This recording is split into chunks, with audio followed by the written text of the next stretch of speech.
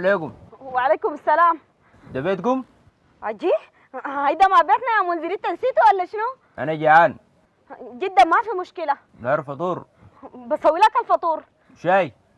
بسوي لك الشاي. جبنة. بسوي عليك. انا فتران داير اخش انوم. اتفضل خش. اتفضل.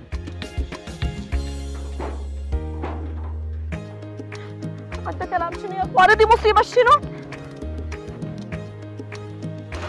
أنا الأسد الحامد عرينو، الفز عني بصوتي بهينو. أسد والله يا اسد انت حقوم. مالك هذا ولا في شنو؟ منذر. منذر منو؟ منذر الولد كيف ده؟ منذر أخو ازدهار؟ بس يا هو ذاته اللي بيتعاطى المصايب ده؟ بس يا هو ذاته ماله مات؟ ما مات. ها؟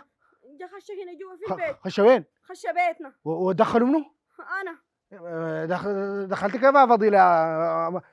دخل امرق الزول ده يا زول هوي. امرقوا شنو؟ ها؟ جا دق لي الباب. اها قال لي بدور اكل. قلت له خلاص خش. امشي له اعمل ايه وانت ما عارف فضيل ما في راجل البيت. يا زول ذاك الليلة خش على بنت السرة قالت له امرق رقود لها فين السكين جدها في الواطة. لكن يا فضيلة امشي امرقيو. انا امشي امرقيو. انت عامل ايه والراجل امشي امرقه انا المرة؟ ما شوف يا فضيلة هي الرجالة دي الرجالة نحن رجال، لكن كمان الزول ده اخو ازدهار وما بنقدر نتلوم معاه كمان. ازدهار خلى امشي امرق لي النصيبة دي. والله يا فضيلة يا اخي انت راجل البيت وين؟ فضيل ما في. خلاص خليه يجي فضيل. من ايه واخوي؟ اي من ايه واخوي الزول ده مكتلنا. كتل منو؟ مكتلنا انا وانت. ولا خليه يكتلكم ساي. يكتل منو؟ يا فضيلة اسمعي كلامي ده، انا دخلت الزول ده بس انا قاعد هنا لسه انا حابس البيت ده هنا، انا ما عندي شغله بيكون انا سوي.